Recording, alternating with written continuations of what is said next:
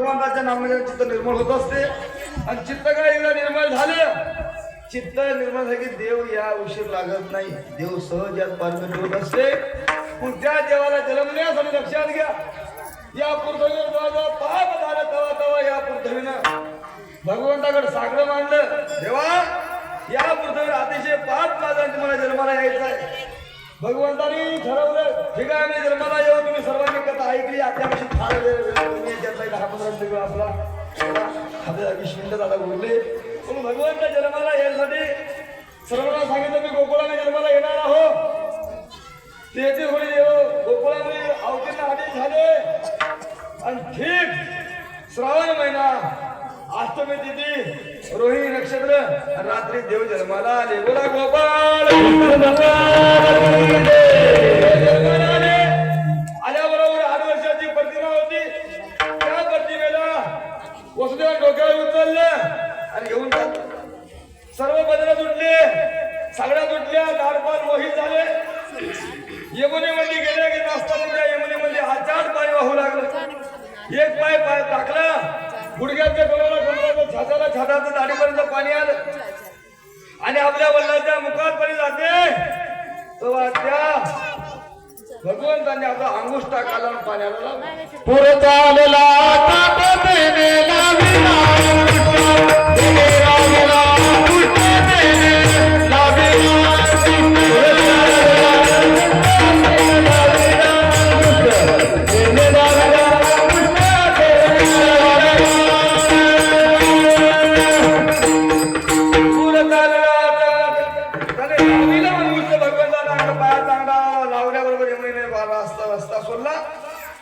गोकुळामध्ये गेले. नंदराजाला उठवलं. नंदराजा नुकतीच मुलगी झाली होती, त्या मुलीला आणलं आणि देवाला उचलून घेऊन आले मायेला आनंद यमुनेचं पाणी सर्व झालं. दारपार उठले, घड्या लागल्या, दोरचे लागले आणि माया करी अकांड नामा म्हणे फुटले दूध. माया अकांड करू लागली आणि करत असताना 8वा जन्मला कौशल्य मालक 8वा जन्मला तेव्हा हातामध्ये हातामध्ये खडग घेतलं आणि कोस मामा कारागोरांनी पळत जाऊ लागला. पळत गेला, त्यामुळे उचललं, गरगर फिरवलं, हाताखाली आपटलं. माया सुटली काय म्हणे,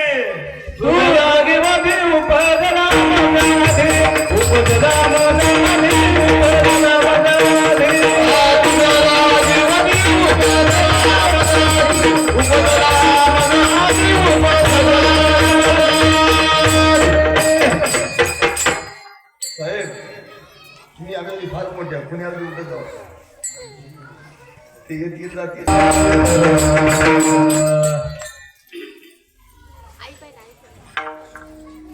तुझं बदया लागी उपजला मजाली.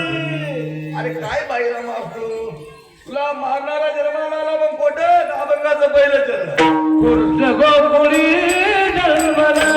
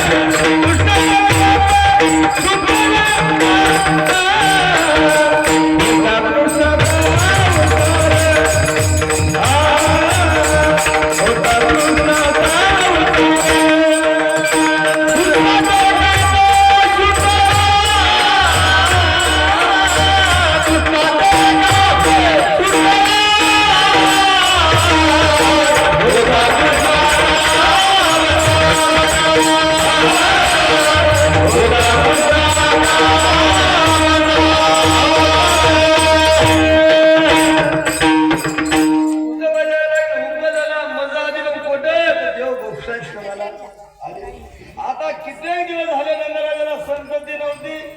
नंदराजा राजा होते, पण सकाळी सर्वांनी पाहिलं नंदा घरी झाली दाती. म्हणजे लेकरू जन्मला, मुलगा जन्मला, एक धावी एकी पुढी दाती वाटी सुंट वडे.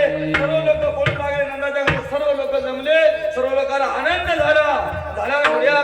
तोरणे करते कथा गाती गाणे सर्व देवाचं बारसही केलं, पुतना उदयी मारले, गर्गाचार्याची भजिता केली, बापर भटाची भजिता केली, आग वगैरे त्याला बालपणीच मारले आणि देवाच्या खोड्या वाल्या ऐका. तुम्ही आम्ही खोड्या ऐकल्या काही? देवाच्या खोड्या वाल्या सर्व गवळणी चलरल्या. यशोदा आम्ही किती याचा तर सहन करू माय, यानं म्हणजे आमच्या नाकीची वाढला.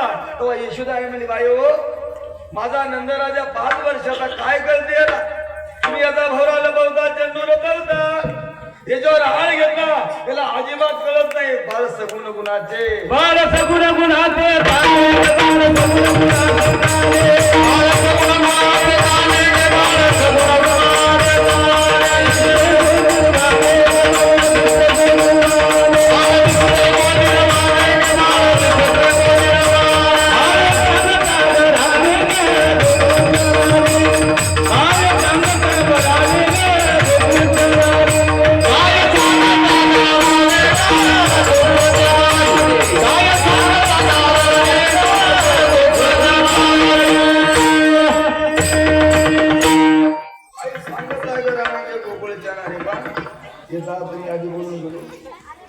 आपला श्रीमंतही तेवढा गरीबाई, पदाधिकारी तेवढा नगर अधिकारी. बरोबर. परमार्थाचं काम एक असं आहे, सकल अशी येते आहे कलियुगी उद्धार खर्चन. साधूला समाजाची गरज आहे, समाजाला साधूची गरज आहे, साधूला समाजाची गरज आहे. आणि जे साधू समाजा मागे लागले ते समाजाचं मिसळ वाहूनच गेले. लक्षात. कारण समाज, तुम्ही आम्हाला, मी आधी म्हणलो होतो की तुम्ही आम्हाला जर परमार्थ निका करायचा असेल तर एकांत फार महत्वाचा. एकांतात परमार्थ निका होते, लोकांतात परमार्थ निका होत नाही. कारण परमार्थामध्ये प्रत्येका संसारामध्ये प्रत्येकाचे मन धरू धरू, मन धरणी करू करू, मन धरणी करू करू, परमार्थ निका होत नाही. बा सगळ्या गावाच्या घरी चहा प्यायला एकाच घराला जाईल, पुढच्या नाराज जाते की नाही. आमच्या घरी आलं नाही, आमच्या घरी आलं नाही, आमच्या घरी तुम्ही बोलवलं का? बरं बोलवायचं नाही, पण संसारामध्ये फार आहे, संसारावर सुखी नाही, संसारामध्ये गरजार आहे. तुम्ही आम्ही जर खरंच परमार्थ निकाल करता, बोल बोलले बोलते आजच्यावर बोलायचं बोलते. गोकुळामध्ये आनंद झाला तसा गोत्यात आनंद झाला की नाही? इकडं ऐकावं आता, ए मोठी बाय बोल नको, बसली ना तू. जसा गोकुळामध्ये आनंद झाला तसा गोत्यामध्ये आनंद झाला की नाही? गोरा घोमा झाला की नाही? झाला ना. गोत्यात दरवर्षी सप्ताह गोत्या गावात झाला पाहिजे आणि तानाजी बापूला आणलं. सत्ता करा, कुणाकुणाची इच्छा आहे दवरी हात. तुम्ही इकडे माग खाली बसलेले गोत्यावर, मग आपल्याला सत्ता करायचा अपेक्षा लागली ना प्रत्येकाला. मग पुढच्या वर्षी आपण वर्गणी हातात करून टाकू.